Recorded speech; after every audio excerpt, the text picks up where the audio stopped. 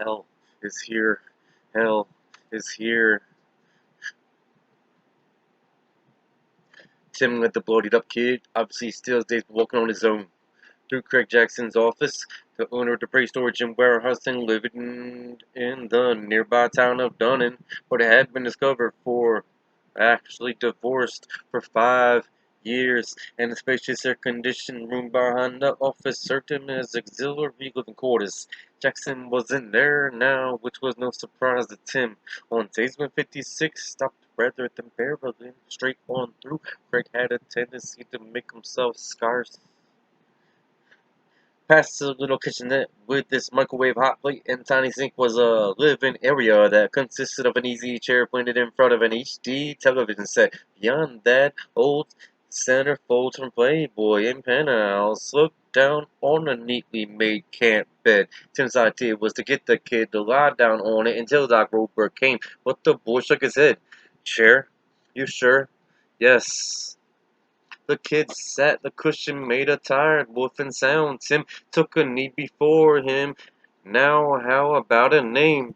The kid looked at him doubtfully. He had stopped bleeding, but his cheek was rather covered with gore, and his right ear was tattered. Horror. Were you waiting for me for the train? I work her mornings longer when the 995-6 is scheduled. Now what's your name? Who was the other guy? No more questions until I get a name. The kid thought it over, then licked his lips and said, I'm Nick. Nick Wilhelm. Okay, Nick. Tim made a peace sign. How many fingers do you see? 2. Now 3. The other guy, did he say he was my uncle? Tim frowned. That was Norbert Hollister. He owns the local motel. If he's anyone's uncle, I don't know about it. Tim held up a single finger. Follow it. Let me see your eyes move. Nicky's eyes followed his finger left and right, then up and down. I guess you're not scrambled too badly, Tim said. We can hope anyway. Who are you running away from, Nick? The kid looked alarmed and tried to get out of the chair. Who told you that? Tim pushed him gently back. No one. It's just that whenever I see a kid in dirty torn up clothes and a torn up beer from a train, I make this wild assumption that he's a runaway. Now who? What's all the shouting about? I heard. Oh dear to Jesus, what happened to that boy? Tim turned and saw Orphan Annie Bateau. She must have been in her tent behind the depot. She often went there to snooze in the middle of the day, although the thermometer outside the station had registered at 85 degrees at 10 that morning, and he was dressed in what Tim thought of her as the Mexican outfit. Sarap, sombrero, jump bracelets, and rescue cowboy boots from along the seams. This is Nick Wilhelm, Tim said. He's visited our fair village from God knows where, jumped off the 56th and ran full tilt boogie into a signal post. Nick, this is Annie Godot. Very pleased to meet you, Luke said. Thank you, son. Tim goes back. Was it the signal post that ripped off half his ear, Tim? I don't believe so, Tim said. I was hoping to get that story. Were you waiting for the train to come in? The boy asked her. He seemed fixated on that. Maybe because he'd had his bell rung pretty hard. Maybe for some other reason. I'm waiting for nothing but the return of our Lord Jesus Christ. And he said, but she glanced around. Mr. Jackson has no any pictures on his wall. I can't say I'm surprised. Can't come out. Can't. Just then an olive-skinned man wearing eyeballs over a white shirt and dark tie came into the room. A railroader's little tit cap was perched on his head. Hello, Hector, Tim said. Hello to you, Hector said. He glanced at the bloody boy sitting in Craig Jackson's easy chair, not showing much interest, then returned his attention to Tim. My second man tells me I have a couple of generations for you. A generator. A bunch of lawn tractors and such, about a ton of canned goods, another ton of fresh produce. I'm running late, Timmy, my boy, and if you don't unload me, you can send the fleet of trucks. This town doesn't have to pick up your goods in Brunswick. Tim stood up. Annie, can you keep this young man company until the doctor gets here? I have to go run a forklift for a while. I can handle that. If he pitches a fit, I'll put something in his mouth. I'm not going to pitch a fit. The boy said, that's what they all say, Annie retorted rather obscurely. Son, Hector said, did you stow away on my train? Yes, sir, I'm sorry. Well, since you're off it now, that's nothing to me. The cops will deal with you, I guess. Tim, I see you got a situation here, but goods won't wait. So help a man out. Where's your goddamn crew? I only see one guy and he's in the office on the phone. That's Hollister from the local motel, and I can't see him unloading anything, except maybe from his bowels first thing in the morning. Nasty, Orphan Annie said, although she might have been referring to the gatefold, which she still was studying. The B-Man boys are supposed to be here, but those two no accounts seem to be running late. Like you.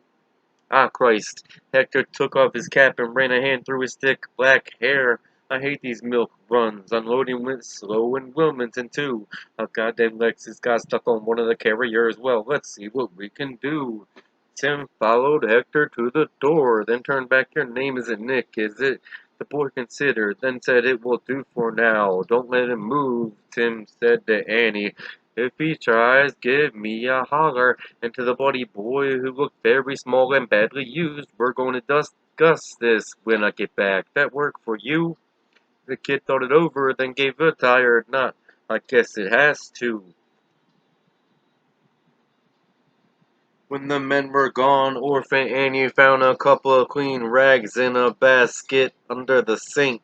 After wetting them with cold water, she wrung one out tight, none the other loose. She handed him the tight one. Put that on your ear.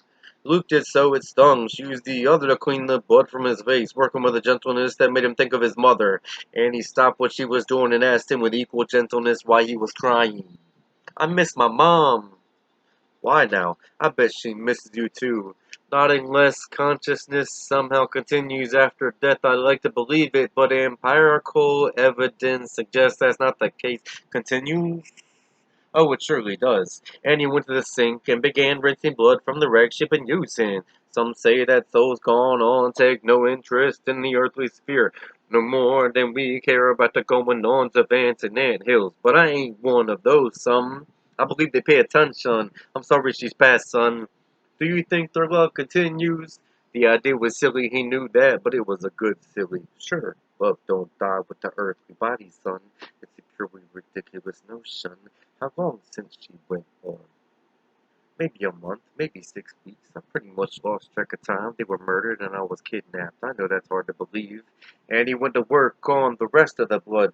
Not hard if you're in the know. She tapped her temple below the brim of her sombrero. Did they come in black cars? I don't know, Luke said, but I wouldn't be surprised. And were they doing experiments on you? Luke's mouth dropped open. How did you know that? George Allman, she said. He's on WMDK from midnight until 4 in the morning. His show is about walk-ins and UFOs and psychic powers. Psychic powers, really? Yes, and the conspiracy. Do you know about the conspiracy, son? Sort of, Luke said. George Allman's show was called The Outsiders. People call in, but mostly it's just him talking. He doesn't say it's aliens or the government working with aliens. He's careful because he doesn't want to disappear or get shot. Like, but he talks about the black cars all the time, and the experiments, things that would turn your hair white. Did you know that Son of Sam was a walk-in? No, well he was. Then the devil that was inside him walked back out, leaving only a shell. Raise your head, son, that blood's all down your neck, and if it dries before I can get it, I'll have to scrub.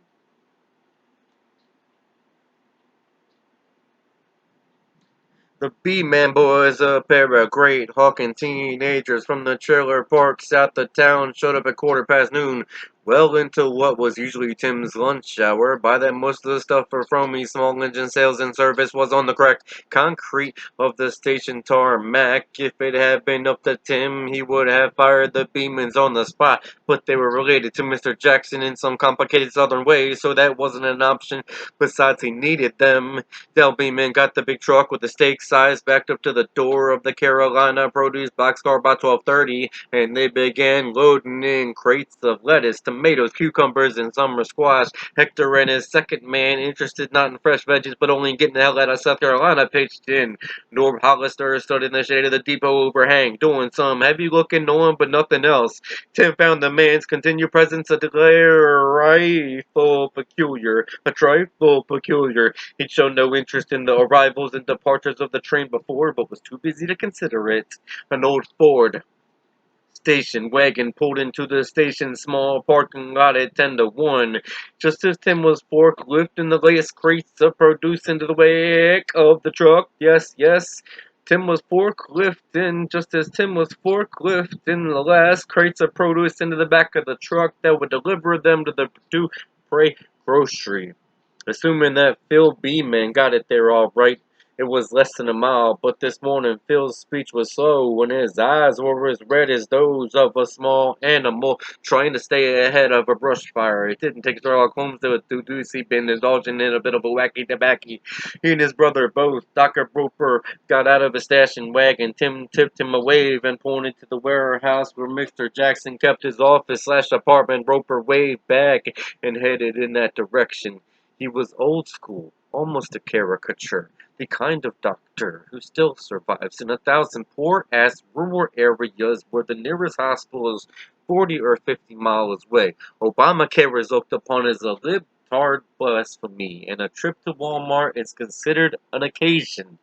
He was overweight and over 60 years old, a hard-shell Baptist who carried a Bible as well as a stethoscope in a big black bag which had been handed down, father to son, for 3 generations. What's with that kid? The train's second man asked, using a bandana to mop his forehead. I don't know, Tim said, but I intend to find out. Go on, you guys, rev it up and go, unless you want to leave me out, or one of those Lexuses, Hector. Happy to roll it off myself if you do. Cheaper my paga, Hector said. Then he shook Tim's hand and headed back to his engine, hoping to make up time between Dupre and Brunswick. Stackhouse intended to make the trip on the Challenger with the 2 extraction teams, but Mrs. Sigsbee overruled him. She could do that because she was the boss of the Institute. Nevertheless, Stackhouse's expression of dismay at this idea bordered on an insulting situation. What that look off your face, she said. Whose head do you think will roll if this place goes pear-shaped? Both of our heads, and it won't stop with us. Yes, but whose will come off first and roll the farthest? Julia, this is a field operation. If you've never been in the field before, I'll have both Ruby and Opal teams with me, 4 good men and 3 tough women. We'll also have Tony Fazal, who's ex-Marines, Dr. Evans, and Winona Briggs. She's ex-Army and has some triage skills. Danny Williams will be in charge once the operation begins, but I intend to be there, and I intend to write my report from a ground-level perspective. She paused. If there needs to be a report, that is, and I'm starting to believe there will be no way to avoid it. She glanced at her watch, 12:30. No more discussion, we need to get this on wheels. You run this place, then if all goes well, I'll be back here about 2 tomorrow morning. He walked with her out the door and down to the gated dirt road that eventually led to 2-lane blacktop 3 miles east. The day was hot. Crickets sang in the thick woods through which the fucking kid had somehow found his way. A Ford Windstar soccer mom van was idling in front of the gate, with Robin Lex behind the wheel. Michelle Robertson was sitting beside her. Both women wore jeans and black t-shirts. From here to Presque Isle, Mrs. Sigsbee said. 19 minutes from Presque Isle to Erie, Pennsylvania. Another 17 minutes. We pick up Opal team there. From Erie to Ockaloo, South Carolina. 2 hours give or take if all goes well. We'll be in Dupre by 7 this evening. Stay in touch. And remember that Williams is in charge once you go hot, not you. I will. Julia, I really think this is a mistake. It ought to be me. She faced him. Say it again, and I'll haul off on you. Say it again, and I will haul off on you. She walked to the van. Danny Williams unrolled the side door for her. Mrs. Sigsbee started to get in, and then turned to Stackhouse and make sure Avery Dixon is well dunked and in back half by the time I return. Donkey Kong doesn't like the idea. She gave him a terrifying smile. Do I look like I care?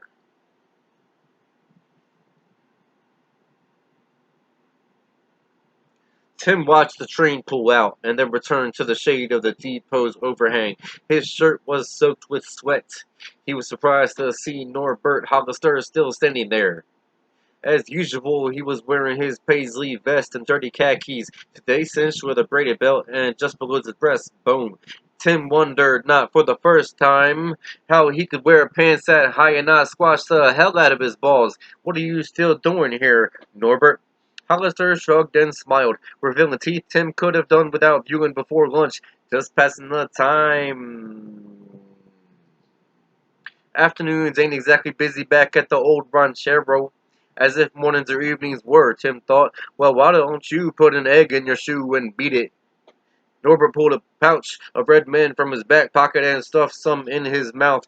It went a long way, Tim thought, to explaining the color of his teeth. Who died and made you Pope? I guess that sounded like a request, Tim said. It wasn't. Go. Fine, fine. I can take a hint. You have a good day, Mr. Night Knocker. Norbert Abenoff. Tim looked after him, frowning. He sometimes saw Hollister in Bev's eatery, or down at Zony's, buying boiled peanuts or a hard-boiled egg out of the jar on the counter, but otherwise he rarely left his motel office, where he watched sports and porn on his satellite TV, which, unlike the ones in the rooms, worked. Orphan Annie was waiting for Tim in Mr. Jackson's outer office, sitting behind the desk and thumbing through the papers in Jackson's in-out basket. That's not your business, Annie, Tim said mildly, and if you mess that stuff up, I'll be the one in trouble. Nothing interesting anyway, she said, just invoices and schedules and such, although he does have a meal punch card for that topless cafe down in Hardyville. 2 more punches and he gets a free buffet lunch. Although eating lunch while looking at some women snatchola, brr. Tim had never thought of it that way, and now that he had, he wished he hadn't. The doc's in with the kid. Yeah, I stopped the bleeding, but I'll have to wear his hair long from now because that ear is never going to look the same now. Listen to me. That boy's parents were murdered and he was kidnapped. Part of the conspiracy? He and Annie had had many conversations about the conspiracy on his night knocker rounds. That's right. They came for him in the They came for him in the black cars. Count on it. And if they trace him to here, they'll come from him here. Noted, he said, and I'll be sure to discuss it with Sheriff John. Thanks for cleaning him up and watching him, but now I think you better head out. She got up and shook out her serape. That's right, you tell Sheriff John. You all need to be on your guard. They're apt to come locked and loaded. There's a town in Maine, Jerusalem's lot. Excuse the interlude, but make sure you watch that new show, Chapel Wait on Epics. Inspired by that short story, Jerusalem's Lot. Very epic show. Back to the story reading. There's a town in Maine, Jerusalem's Lot, and you could ask the people who live there about the men in the black cars. If you could find any people, that is. They all disappeared 40 or more years ago. George Allman talks about that town all the time. Got it. She went to the door, serape swishing, then turned. You don't believe me, and I ain't a bit surprised. Why would I be? I've been the town weirdo for years before you came, and if the Lord doesn't take me, I'll be the town weirdo years after you're gone. Annie, I never. Hush. She stared at him fiercely from beneath her sombrero. It's all right, but pay attention now. I'm telling you. But he told me that, boy, so that's 2 of us, all right. And you remember what I said? They come in black cars. Alright, I'm gonna stop there at chapter 6 of The End of the Institute. Hell is Coming is the name of The End of the Institute by Stephen King, a novel, book reading. Weird one for Wednesday, alright. I'm gonna keep back shortly with a part 2 of this. Peace. JakeJohnston19.com. Creativity with a passion for a purpose. To entertain, to motivate, to inspire. Peace.